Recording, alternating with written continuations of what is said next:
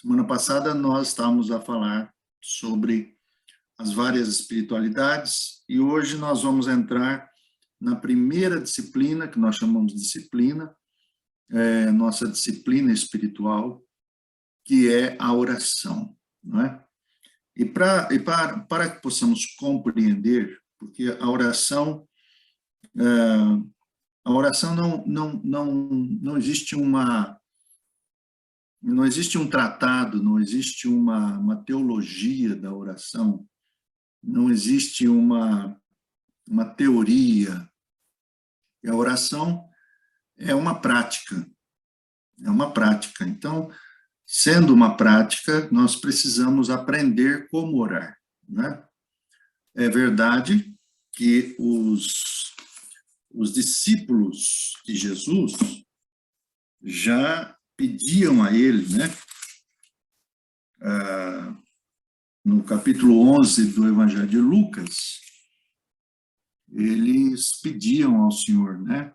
Ao Senhor Jesus. Capítulo 11, versículo 1, diz assim: E aconteceu que, estando ele a orar, nosso Senhor estava a orar num certo lugar, quando acabou, lhe disse um dos seus discípulos: Senhor, ensina-nos a orar, como também João ensinou os seus discípulos.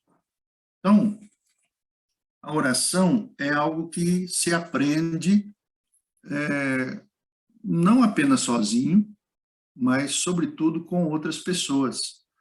E é por isso que os discípulos pediram para que o Senhor pudesse instruí-los, não é?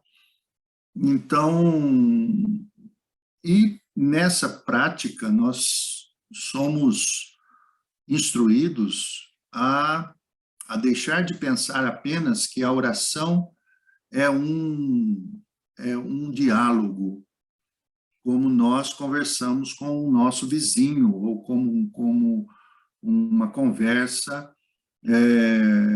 Muita gente, não sei se comunica lá para Beatriz, né, em Angola, mas no Brasil a gente diz assim, é um bate-papo, né?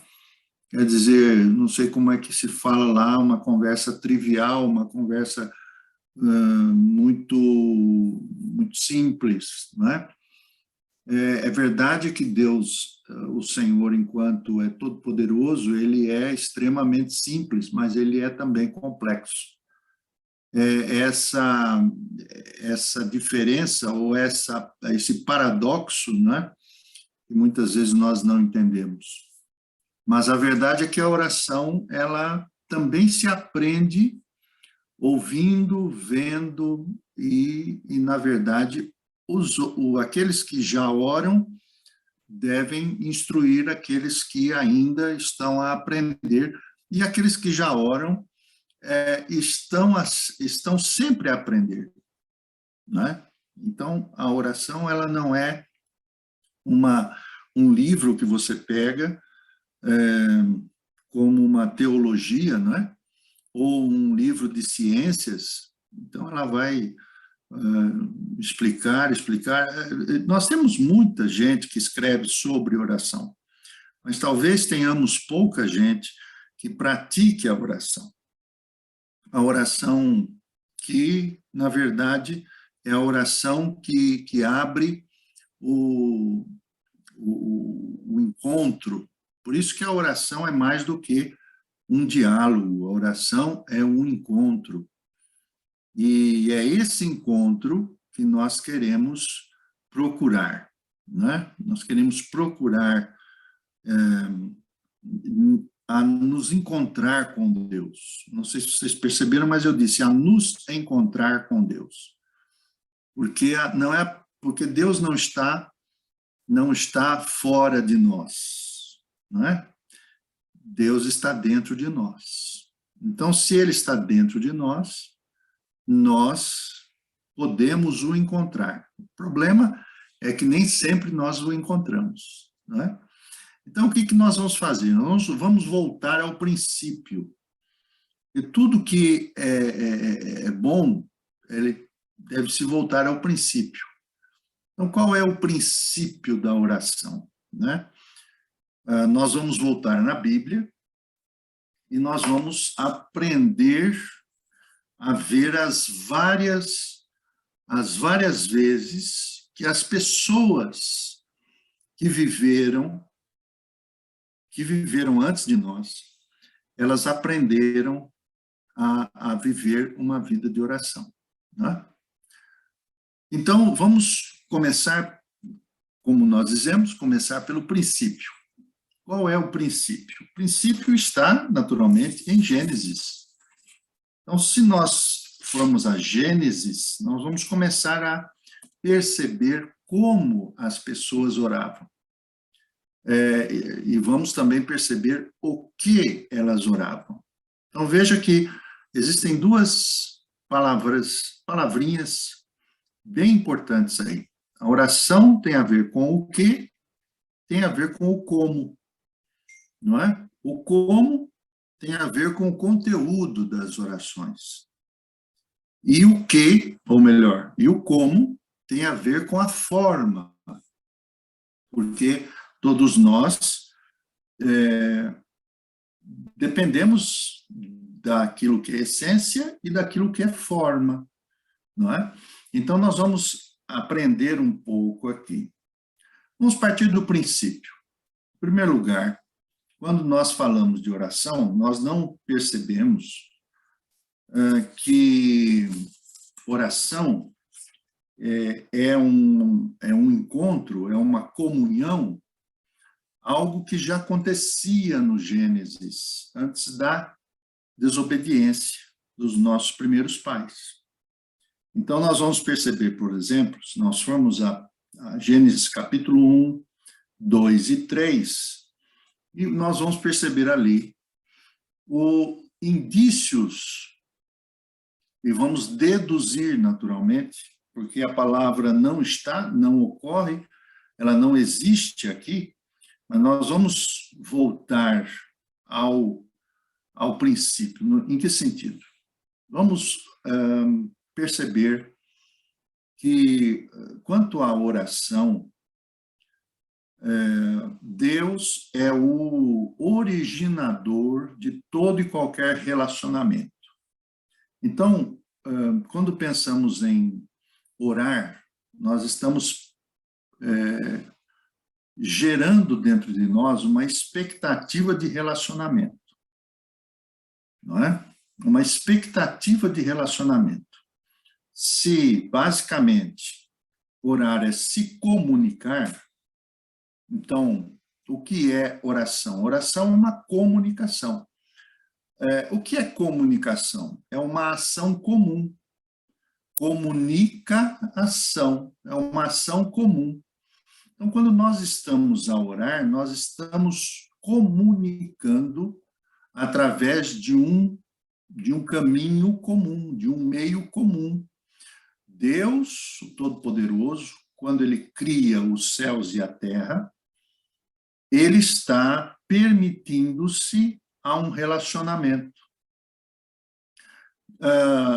Perceba, por exemplo, que esse relacionamento ele já existe antes de toda a criação, antes da fundação do mundo, antes da criação do mundo.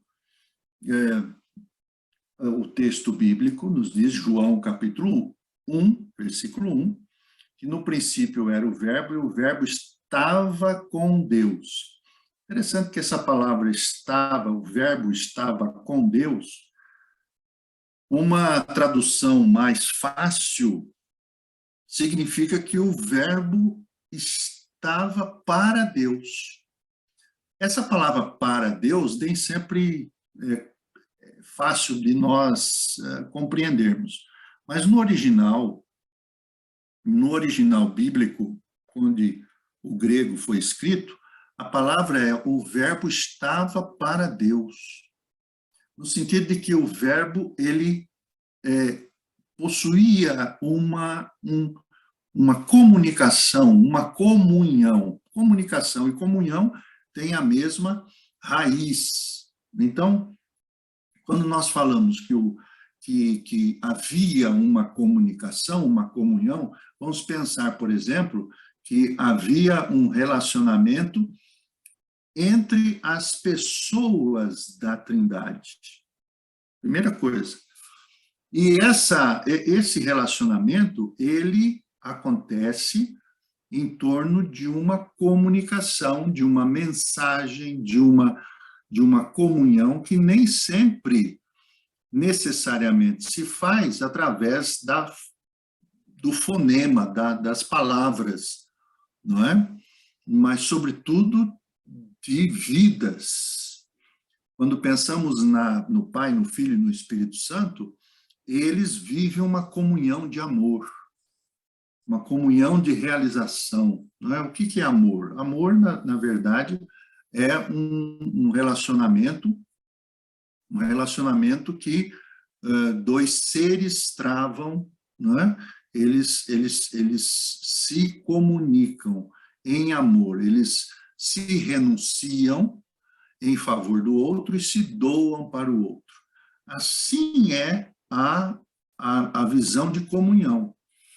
Na eternidade, num plano eterno, Deus se faz comungante entre essas três pessoas. Né? Não há uma linguagem inteligível para nós, há uma linguagem que a própria Trindade possui, mas dentro agora, quando Deus promete ou decreta a criação do universo, então ele o faz com o propósito de comungar com o universo. E aí está, Deus é o primeiro a abrir-se para um relacionamento. Oração é relacionamento. Oração é relacionamento. E quando Deus cria todas as coisas, Deus está se relacionando com aquilo que ele criou. Ele cria, então, a fauna, ou melhor, primeiramente a flora, o reino vegetal, o reino mineral, os astros, o reino animal, a fauna, e possui um relacionamento com eles. É tanto que é impressionante, mas nós temos no Salmo 19, o Salmo 19 dizendo que os céus manifestam a glória de Deus, o firmamento anuncia a obra das suas mãos. Não há linguagem, nem há palavras, e deles não se ouve nenhum som. No entanto, por toda a terra, e até os confins do mundo se ouve a sua voz. Então, não é uma voz audível, né? Mas é uma voz extremamente comungante. Parece, então, que Deus não apenas comunga com o ser humano, mas ele comunga também com tudo que ele criou. Ora, é claro que ele vai ter a sua máxima esplendorosa criação quando cria, quando forma. Interessante que essa palavra criar e formar é um pouco diferente. Criar é criar do nada. O homem não existia, mas ele foi formado, e ele foi formado de uma matéria-prima que já existia, né? Que era o pó da terra. Então, o que nós percebemos aqui no capítulo 1 é justamente isso. Só que nesta criação, ou nessa formação do ser humano, que ele cria homem e mulher, ele vai promover algo muito diferente daquilo que ele fez com os animais. E com a flora, com o reino mineral também. Perceba, por exemplo, se você for ler capítulo 2 de Gênesis, no versículo 7, 2:7 de Gênesis, ele diz assim, o texto diz assim: e formou o Senhor Deus o homem do pó da terra, e soprou seus em seus narizes o fôlego da vida, e o homem foi feito alma vivente. Ora, o que significa isso? O homem estava lá, feito corporalmente, mas não possuía o Espírito de Deus. Por isso o texto bíblico aqui diz, soprou em seus narizes. A palavra soprar é a mesma usada para a palavra espírito, é a mesma raiz da palavra espírito.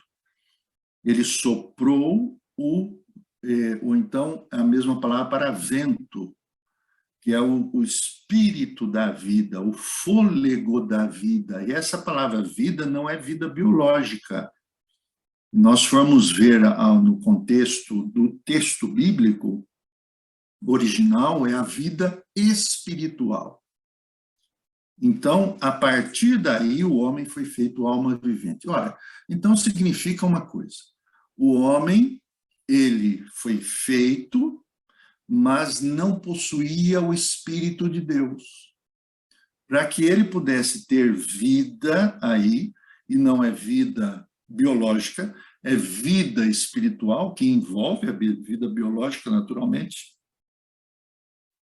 Deus, então, coloca nele o seu espírito. Veja que nós estamos falando isso antes da queda, antes da desobediência.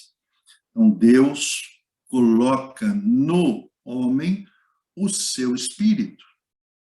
Então, agora dá-nos a noção de que o homem podia se comunicar com Deus, porque o Espírito de Deus estava dentro do homem.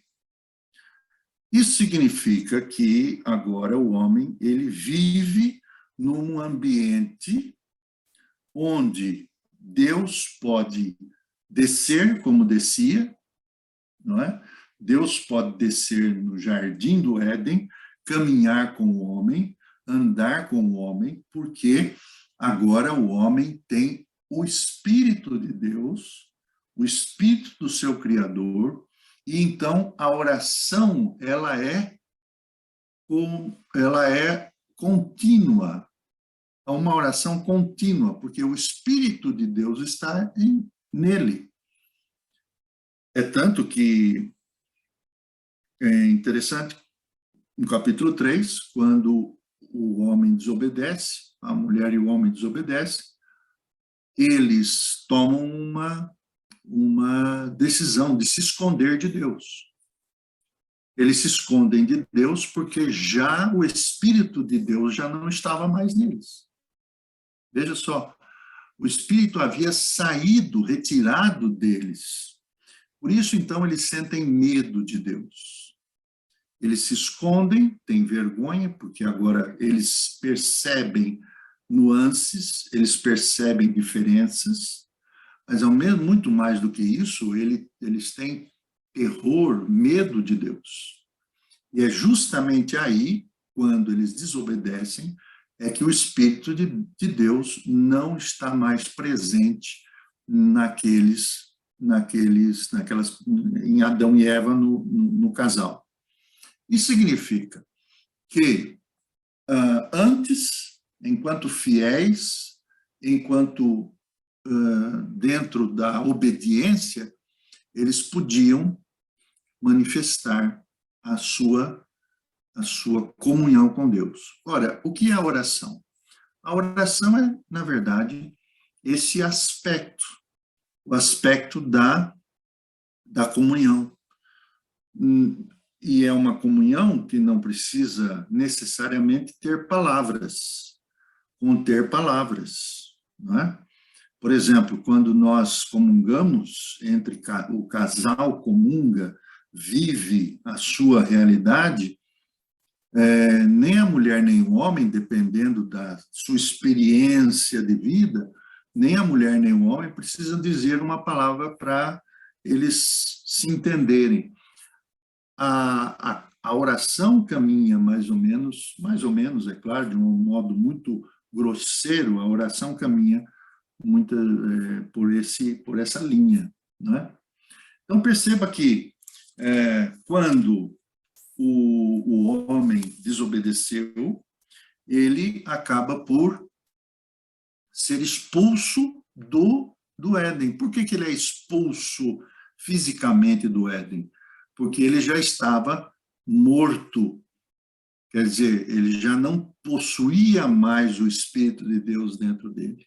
Ele não podia mais viver naquele ambiente físico mais consagrado como era o Éden. Ok? Vamos para o capítulo 4. É tanto que depois da queda, o primeiro acontecimento é um acontecimento trágico, onde duas pessoas elas possuem um conflito, e esse conflito vai gerar o primeiro assassinato, o primeiro homicídio. O que significa isso? Quando perdemos a nossa relação com Deus, quando o homem perde a relação com Deus, a relação com os seres humanos, com os nossos semelhantes, também é perdida. Mesmo que nós tenhamos uma vida normal, mas não temos mais comunhão. Não há mais comunhão entre Deus e o homem, então não há mais comunhão entre o homem e o homem. É isso que o assassinato de Abel quer dizer para nós. E nós vamos ver uma série de acontecimentos aqui no capítulo 4, até que nós vamos ao versículo 26. Capítulo 4, versículo 26, nos traz uma informação muito rica e importante para nós. A primeira noção é de que na genealogia de Adão e Eva, eles, depois de terem o Abel que morreu, o Caim, ele é disciplinado por Deus, não é? A sua descendência, ela continua, mas Deus promove um substituto para Abel, que é Sete. No capítulo 4, versículo 25, 26, diz que Adão voltou a conhecer a sua mulher, quer dizer, coabitar com sua mulher. E eles tiveram um filho que foi dado o nome de Sete. E Sete, versículo 26, diz assim: e a Sete mesmo também nasceu-lhe um filho, e chamou o seu nome Enos. Então, o filho de Sete, chamado Enos, começou a fazer algo importante aqui. Versículo 26. Diz aqui: então ele começou a invocar o nome do Senhor. Muito bem. Então, aqueles seres humanos que haviam perdido sua condição de comunhão e de oração, agora, em Enos, ele reconsidera, ou Enos busca a Deus. Em que sentido que ele busca a Deus? O sentido de que ele começa a invocar o nome de Deus. Agora, essa palavra invocar é muito importante para nós, porque a palavra invocar, ela vem do latim, uma palavra que vem do latim, que são duas palavras, vocare, que quer dizer chamar, e quer dizer para dentro. Então, quando nós percebemos aqui, é que Enos estava chamando Deus para dentro de si novamente. Aquele Deus que não estava mais com o ser humano, agora, em Enos começa a invocar, chamar Deus para dentro. Por quê? Porque Deus não estava mais. Então, a oração, o primeiro passo, por exemplo, da oração, aqui na condição de Enos, é a invocação, certo? É a invocação. O que é a invocação? É chamarmos Deus para dentro. chamarmos Deus para dentro de nós. E é justamente essa palavra, invocar, que o apóstolo Paulo, por exemplo, vai usar. Você está aí com a sua Bíblia? Você vai abri-la em Romanos, na carta de Paulo aos Romanos. E você pode abrir no capítulo 10, no versículo, vou lhe dizer já.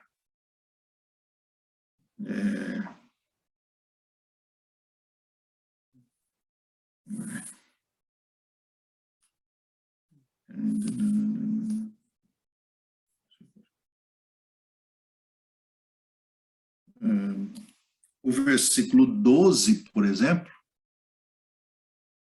e 13, veja só.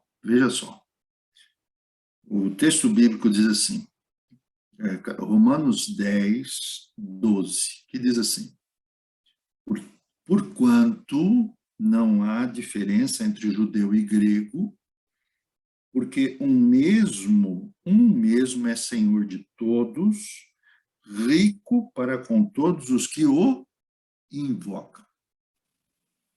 E aí, então, o versículo 13 diz assim: porque todo aquele que invocar o nome do Senhor será salvo. Então, qual é o primeiro passo da vida de um ser humano? É chamar o Senhor para dentro. É a partir desse invocar é que se começa o processo da oração. Então, Deus não está fora. Se ele o chamou para dentro, primeira coisa, invocare, chamou para dentro, então Deus agora está dentro. E agora, como Deus está dentro, ele vai estar onde? Onde que Deus vai se encontrar? É esse o primeiro passo para admitirmos o que é oração. Oração é um retorno a uma comunhão que foi perdida lá atrás, há séculos e séculos e séculos, naturalmente, quando o homem decidiu desobedecer a Deus. Estava com o Espírito de Deus. Não precisava nem de palavras para comungar com Deus. Mas agora, a oração, ela se faz necessária. Por quê? Porque agora nós vamos pedir ao Senhor que ele venha, que ele volte para dentro. Não é? Isso é importante. E todo aquele que invocar o nome do Senhor será salvo. Mas esse não é o fim. Esse só é o início. Veja só. Então, a oração, ela é um processo contínuo onde nós vamos permitir ou nos permitir que o Senhor viva dentro de nós. Logo, se ele está dentro de nós, logo nós temos o Espírito dele. Só que precisamos comungar com ele. Precisamos vivê-lo. E aí, então, nós temos duas realidades. Uma realidade que se chama natureza humana, decaída, não é? Que é o espírito nosso, doente, enfermo, que naturalmente vai se confrontar com o Espírito de Deus que agora foi chamado para dentro. É o Espírito Santo. E qual é a bênção? A bênção é que agora o Espírito Santo, uma vez chamado, ele vem para viver dentro de nós. Mas nós temos que manter essa relação, essa comunhão. E por isso, assim como nós almoçamos, não é? Nós jantamos, tomamos o pequeno almoço, comemos, etc., etc., cuidamos do nosso corpo, nós também temos que cuidar diariamente do nosso espírito. Então, esse é o primeiro ponto da oração. Se nós percebermos e se entendermos esse primeiro ponto, já vai ficar melhor para a gente ir para o segundo ponto. Ok? Mas, olha, já falei um bocado demais, já são quase 21 horas, né? Eu vou dar somente mais um passo para que nós possamos perceber que essa comunhão... Então, o que a gente percebe aqui? Que comunhão, comunicação, oração, elas estão totalmente ligadas, né? E no passado, no Antigo Testamento, por exemplo, nós vamos perceber que esse caminho da oração se faz através de quê? Onde é que ela é expressa? Onde a oração se expressa? Onde é o ambiente? É claro que nós já dissemos que o ambiente, em primeiro lugar, é dentro de nós. Mas a oração, ela também tem um aspecto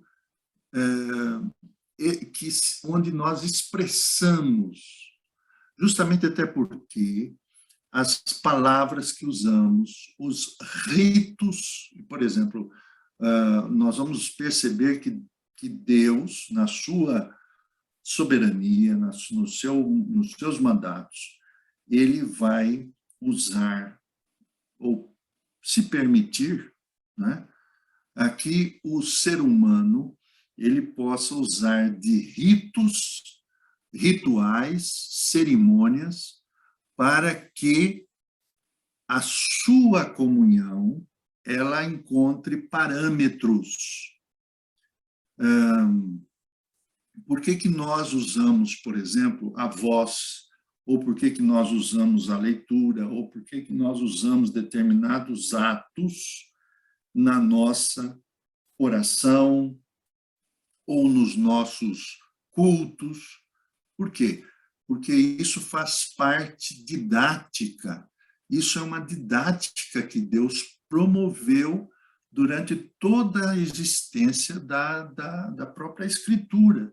A Escritura vai nos ensinar que o homem, embora possuindo, recebendo o Espírito de Deus, ele vai necessariamente precisar de disciplina. Essa é a palavra-chave, disciplina.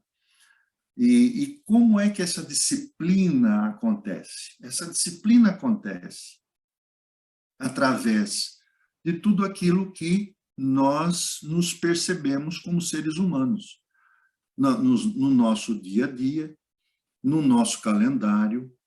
O nosso calendário, sim, as nossas palavras, as orações, os escritos. Nós vamos utilizar tudo isso como um rito. Esse rito ou ritual, ele não é um ritual frio, como uma coisa mecânica, até porque o Senhor Jesus vai dizer, se nós orarmos mecanicamente, como aqueles que fazem, mas não acreditam, nós estamos sendo pior do que o pagão. Não é isso que ele diz? Se nós usarmos de vãs repetições, mas não é sobre isso que nós vamos entrar a falar nesse momento, mas o que é fundamental é que Deus, no Antigo Testamento, vai promover uma série de elementos para que o homem possa vivenciar essa comunhão através da oração. Existem elementos que vão ajudar e auxiliar este caminho que nós chamamos de oração. A oração que começa dentro, mas que aparece, ou deve aparecer, até porque a mente precisa ser coordenada. Então, a oração não é apenas um sentimento, né? A oração não é apenas uma emoção. Olha, veja só como é importante. A oração é emoção, não é emocionalismo. A oração, ela é um encontro, e nesse encontro nós temos que usar de determinadas regras, né? Por exemplo, quando você vai jantar fora com uma pessoa, você vai a um determinado lugar, aquele lugar, aquele ambiente, ele possui determinadas regras. Você não pode ir de qualquer vestido de qualquer jeito, você não pode colocar o seu casaco em determinado lugar, onde você quer. Você não vai, por exemplo, usar determinados talheres ou copos ou taças, seja lá, existe toda uma etiqueta, não é isso? Só que essa etiqueta, ela promove o quê? O encontro. Ela promove o encontro, percebem isso? Assim é o nosso encontro com Deus.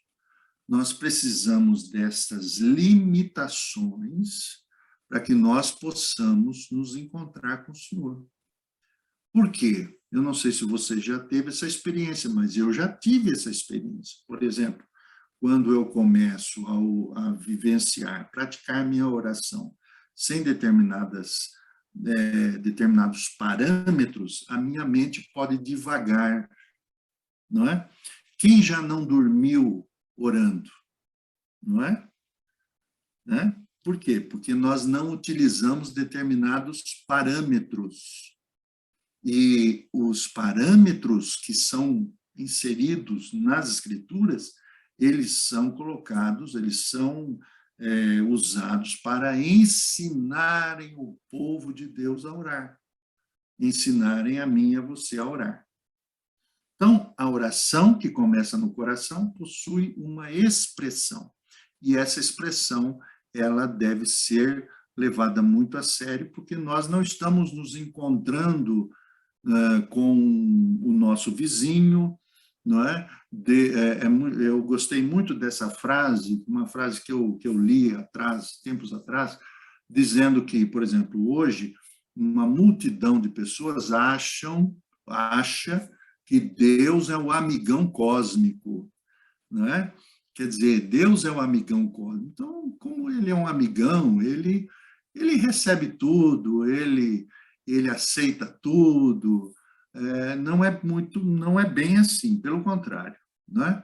Nós, na oração, nós precisamos aprender que existem diferenças entre amizade e reverência.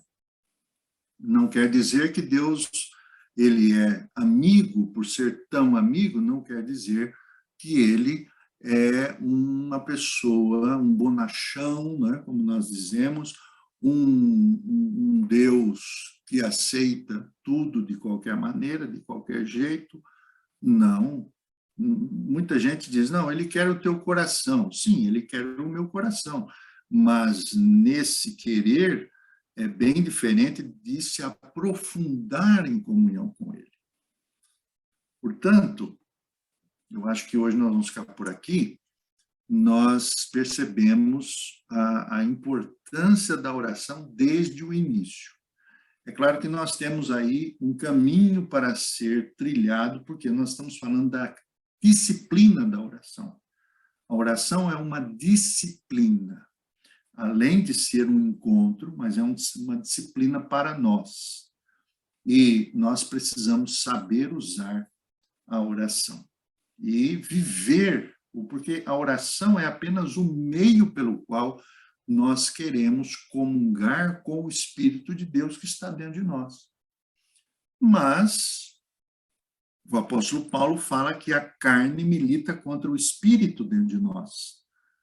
E depende de nós darmos mais vazão ao Espírito de Deus do que às obras da carne, que é dita, são nomeadas, que são ditas ali na carta de São Paulo aos Gálatas. Ok? Ficamos por aqui, então.